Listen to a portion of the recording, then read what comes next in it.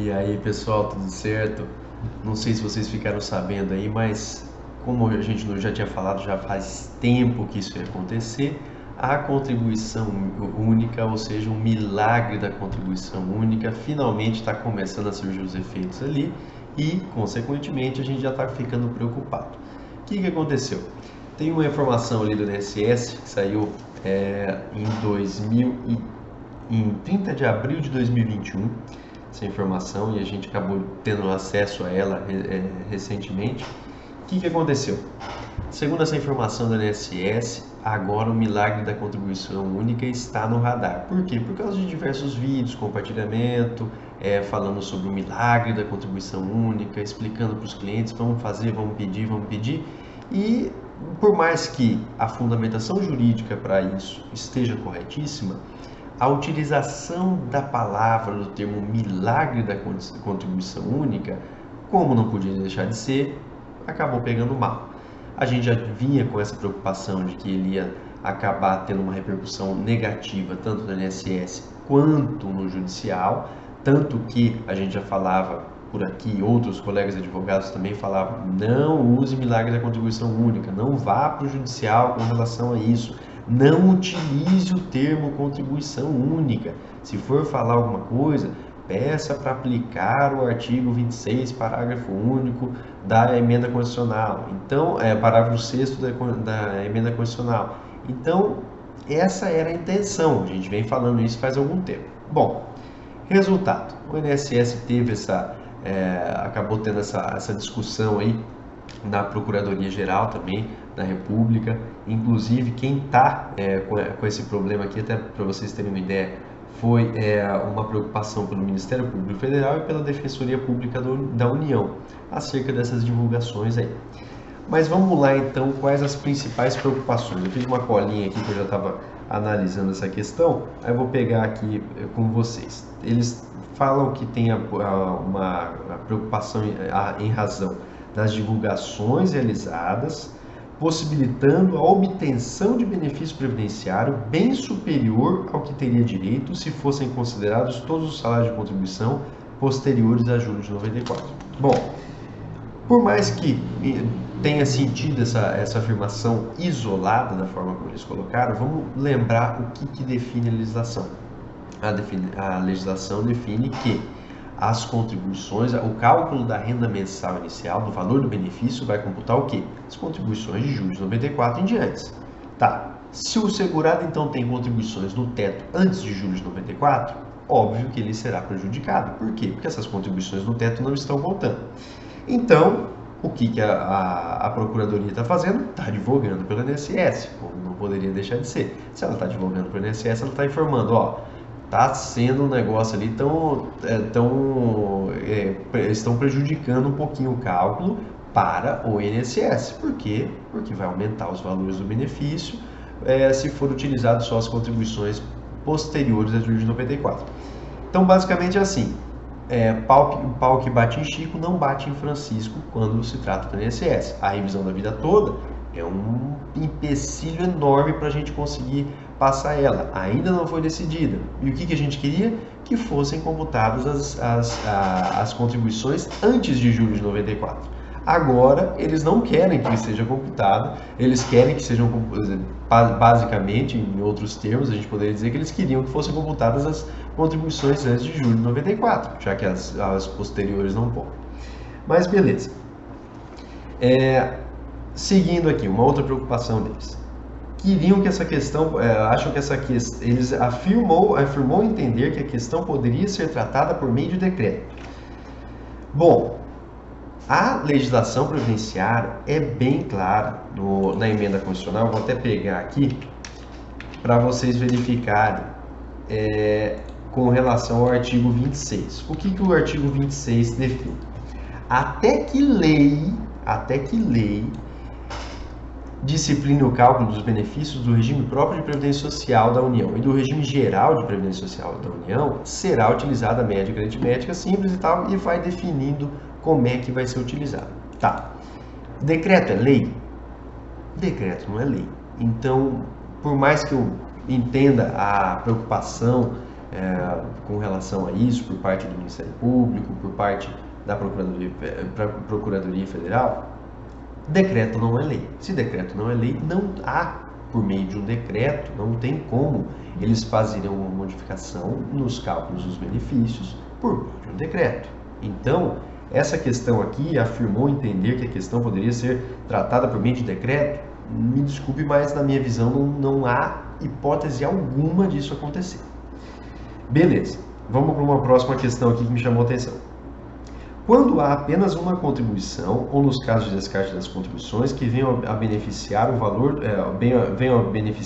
do benefício que, em tese, violariam os princípios do equilíbrio financeiro atuarial, destacadamente a ausência de prévia fonte de custeio, conforme previsto no artigo 195, parágrafo 5º, caracterizando abuso de direito, havendo, na realidade, enriquecimento sem causa. Como eu disse, Paco bate Chico, não bate em Francisco quando a gente trata de INSS. Então, quando vem a legislação e altera, por exemplo, como foi feito em 99 e como foi feito em relação à revisão da vida toda. Não fere, então, o equilíbrio financeiro atuarial você utilizar apenas as contribuições de julho de 94 em diante. E todos os segurados que tinham contribuições altíssimas antes de julho de 94 seriam prejudicados por causa disso, não tem problema nenhum. Mas quando se trata de prejuízo ao INSS pelas utilizações das contribuições apenas posteriores a julho de 94, aí tem problema.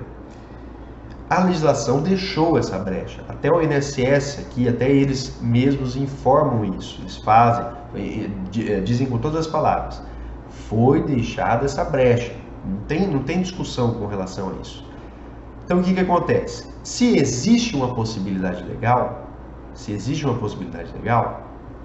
descrita, não é nem se não há proibição, há permissão, não. Existe uma possibilidade legal definida em uma emenda constitucional. Não há o que eles fazerem aqui em relação a isso. Não tem como eles acharem uma justificativa para que não pode fazer isso. A única coisa que eles teriam que fazer, então, é que se altere a legislação. Beleza, vamos esperar alterar a legislação. E daí, os benefícios concedidos após a alteração da legislação, perfeito. Aí a gente segue o jogo. Outra coisa que eles estão esquecendo. Fere a fonte de custeio. Beleza. E as contribuições realizadas antes de julho de 94, inclusive para os contribuintes rurais, o segurado especial. O segurado especial também paga as contribuições de segurado especial nas notas de produção rural. Ele também faz o pagamento das notas de contribuição rural. Então, ele realiza o pagamento dessas contribuições. Então, não há aqui, não está ferindo, não está burlando a legislação, não está burlando o custeio previdenciário. Está simplesmente se utilizando de uma possibilidade jurídica que foi permitida por meio da emenda constitucional. Perfeito. Próxima questão aqui. Não há previsão expressa de aplicação do divisor mínimo, pelo que se depreende da interpretação da não recepção da previsão anterior pelo novo texto constitucional, o que tem levado os advogados a orientarem nas redes sociais de comunicação, fala aqui sobre a não aplicação do divisor mínimo, que gera aposentadorias em valores no teto ou próximos ao teto, dependendo do período de contribuição anterior a julho de 94. Basicamente, o que estava falando aqui? Eles queriam até pensar numa possibilidade de utilizar o divisor mínimo. O divisor mínimo não tem como ser utilizado. Até o próprio INSS aqui, até eles mesmos informaram isso, deixaram bem claro. Não tem como utilizar o divisor mínimo. Acabou, esquece. Tem que usar a legislação atual. A legislação atual permite isso. E sobre os valores do teto, próximo ao teto, a única maneira da pessoa chegar num benefício próximo ao teto seria se ela tivesse muito tempo de contribuição antes de julho de 94, e daí realizasse essa contribuição única.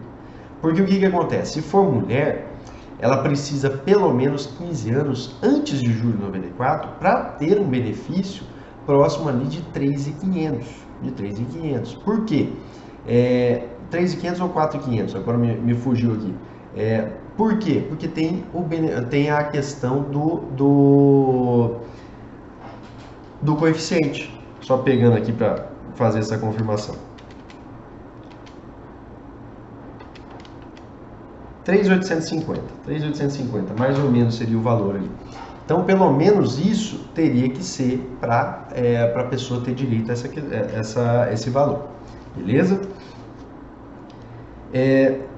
Aqui é uma questão bem séria, na minha opinião, que eles colocaram.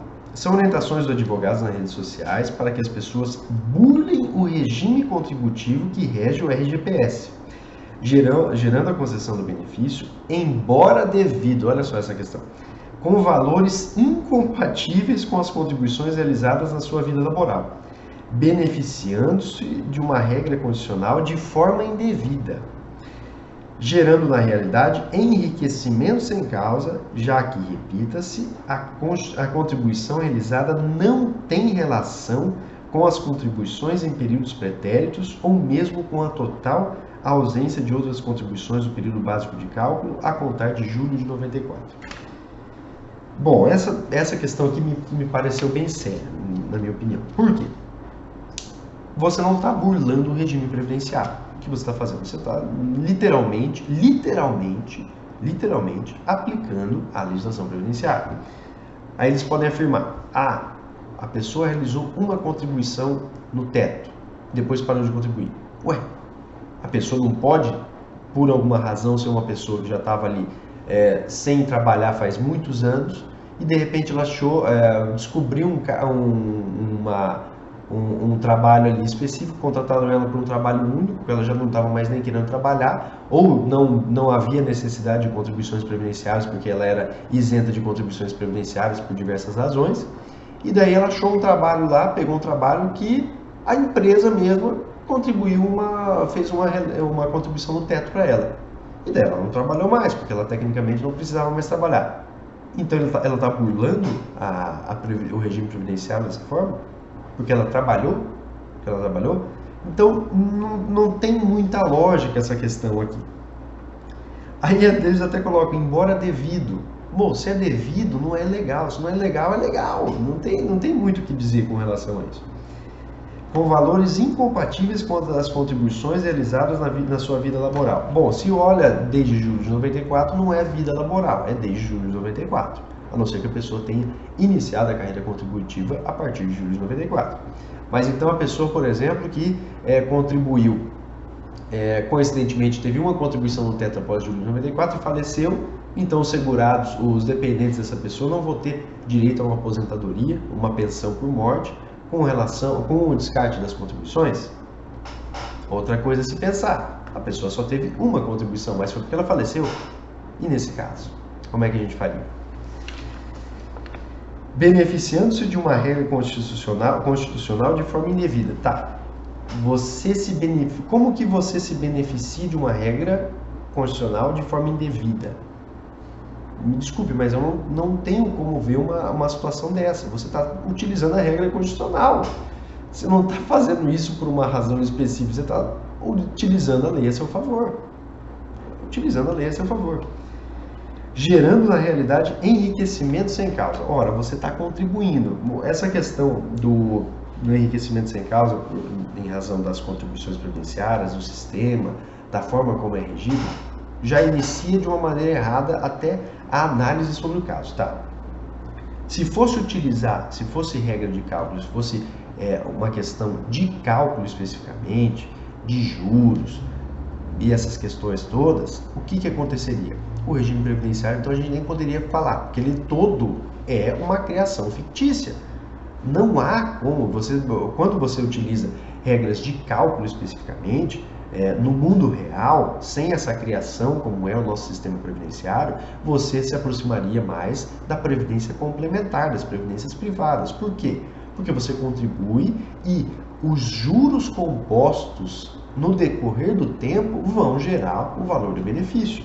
Quando você parte do pressuposto que é uma questão de regime geral, que é a previdência social, acabou. Você não tem uma possibilidade de que no longo prazo os juros vão aumentar e vai dar uma diferença. Não.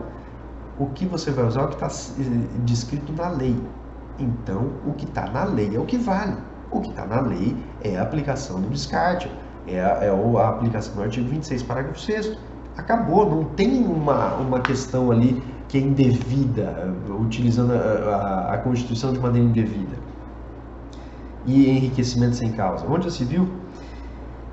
A contribuição realizada não tem relação com as contribuições em períodos pretéritos ou mesmo com a total ausência de outras contribuições do período básico de cálculo. Bom, isso aqui eu já falei. Bom, não está utilizando desde antes de julho de 94, então você não tem como falar que foi efetivamente analisado, porque o segurado já foi prejudicado depois de julho de 94. Já foi prejudicado, porque muitas pessoas tinham sim contribuições acima das contribuições mais recentes. Isso acontece, é normal. E com relação aos valores, aqueles casos, a pessoa faleceu, a pessoa não tem obrigação previdenciária naquele caso específico, às vezes recebe dividendos, às vezes de alguma outra forma, e foi lá e prestou um serviço único para uma empresa, ela fez uma contribuição no teto, às vezes lá em 2005, e pronto, já o INSS não vai querer que considere. Aqui, próximo ponto aqui. Sustenta-se, portanto, exploração de suposta lacuna gerada pelas regras transitórias instituídas pela Emenda Constitucional 103 de 2019, que resulta em violação dos princípios constitucionais norteadores do sistema previdenciário. Bom, lacuna previdenciária, lacuna constitucional, lacuna legal, sempre foi algo existente no sistema jurídico. Uma lacuna legal, inclusive, é o que você utiliza, e tanto que até mesmo no direito penal, no direito criminal, você não pode punir alguém sem prévia lei que disponha sobre aquele crime. Por que no direito previdenciário, então, você vai falar alguma coisa assim? Tinha uma lacuna ali, portanto você utilizou dela indevidamente? Mas se tem lacuna, é para não utilizar. É para a gente utilizar. O nosso papel como advogado, inclusive, é esse, utilizar lacunas para a gente defender os direitos do cliente. É muito complicada essa questão, mas vamos lá. Próximo ponto. Faz-se necessária a construção de solução em termos objetivos, capazes de orientar as definições de regras de negócio nos sistemas de benefício de maneira a coibir prática danosa, sem que isso importe em juízo subjetivo das situações fáticas. Essa aqui é muito importante, essa parte que eu até considero a intenção deles, porque quando você coloca um juízo subjetivo em questões de abrangência geral, o que acontece? Você vai tentar, às vezes, coibir uma prática de determinado grupo e acaba afetando todo o sistema previdenciário, todas as pessoas que não aplicavam naquilo. Então, beleza, essa parte aqui, juízo subjetivo das situações fáticas, eu até entendo uma boa intenção por parte disso, mas é aquele negócio, uma intenção por parte da Previdência, nunca por parte do segurado. Uma vez que, a priori, não foram identificadas previsões normativas expressas que pudessem coibir a prática danosa, sem ferir eventual situação lícita enquadrada em termos semelhantes, que é aquilo lá que eu acabei de comentar. Se eles fizerem isso de uma maneira equivocada, eles vão coibir as práticas lícitas, que são as pessoas que estão fazendo corretamente, por mais que ninguém está fazendo incorretamente, está só seguindo a legislação. E outra, a contribuição, até mesmo como facultativo, é permitida. Se eu quiser contribuir como facultativo uma única contribuição, no teto eu posso, a legislação me permite fazer essas contribuições. Você tem que mudar então a lei, a regra de cálculo, perfeito? E essa daqui é a parte principal, essa aqui a gente tem que tomar muito cuidado. Diante da forte divulgação pelas redes sociais deste comportamento abusivo, entendo adequado, neste momento, e aqui que o INSS suspenda as concessões de aposentadoria em que, no período básico de cálculo, apenas uma única contribuição em valor superior ao mínimo, sendo esta após 12 de novembro de 2019, data da publicação da Emenda Constitucional do 103, inclusive para situações de utilização das regras de descarte, quando este valor superar as demais contribuições, pois há indícios de abuso de direito, aguardando-se orientação da consultoria jurídica acerca do melhor tratamento a ser aplicado a tais situações. razão pela qual encaminho a presidência do INSS para avaliação. Então, o que acontece aqui? Eles estão querendo basicamente pegar todos os benefícios que forem constatados a utilização de uma única contribuição superior ao teto, não precisa ser, não, superior ao mínimo, não precisa ser no teto. Se a pessoa tiver um serviço, por exemplo, um contribuinte individual ou um segurado facultativo, mas principalmente contribuinte individual, que por alguma razão contribuiu lá, fez um serviço, fez um corre dele lá, e o que aconteceu nesse corre dele lá? Ele recebeu uma competência, uma contribuição, que foi de R$ 3.500, por exemplo. Ele já vai ficar suspenso o benefício dele, a concessão do benefício, porque vai ter que fazer essa análise. Então, tem que já tomar cuidado com relação a isso. O que eu acredito que vai acontecer? Vamos lá. O que eu acredito que vai acontecer? Eu acho muito difícil que não tenham repercussões a médio e longo prazo com relação a isso. Eu acho muito difícil. Eu acredito que realmente a gente vai sofrer em relação a isso, porque o que acontece? Com certeza o INSS ou vai entrar com relação a isso, ou até algum advogado, algum colega advogado que não está com conhecimento em relação a essa matéria, vai entrar pedindo isso judicialmente. O INSS tem um poder de comunicação muito mais forte no judiciário, por quê? Porque são servidores públicos, são o maior escritório de advocacia, entre aspas, do mundo, então eles têm um forte poder de trânsito no judiciário. O que é a minha opinião, eu até alguns colegas, eles acham que eu sou muito pessimista com relação a isso. O que é a minha opinião? Sou bem pessimista mesmo. Eu acredito que a probabilidade disso ser alterado em tribunais superiores, por meio de uma inconstitucionalidade da regra do descarte das contribuições dessa forma, ou talvez uma modulação de efeitos, é muito provável que isso aconteça. Então, a gente já tem que ficar preparado, porque a possibilidade disso acontecer é muito alta. É muito alta a probabilidade de nós termos mais um revés do que uma situação favorável. Beleza? Mas já deixo de cara, novamente aqui, reforço, não utilize contribuição única, não mencione contribuição única, não mencione milagre principalmente, não faça isso. Use especificamente coloque especificamente os seus pedidos na fundamentação da petição que seja utilizada a regra de cálculo do artigo 26, parágrafo 6º da emenda constitucional. Só isso, não precisa de mais nada, não precisa colocar alguma outra informação, não precisa, dependendo da situação, nem colocar o cálculo específico. É só falar para utilizar essa regra. Perfeito?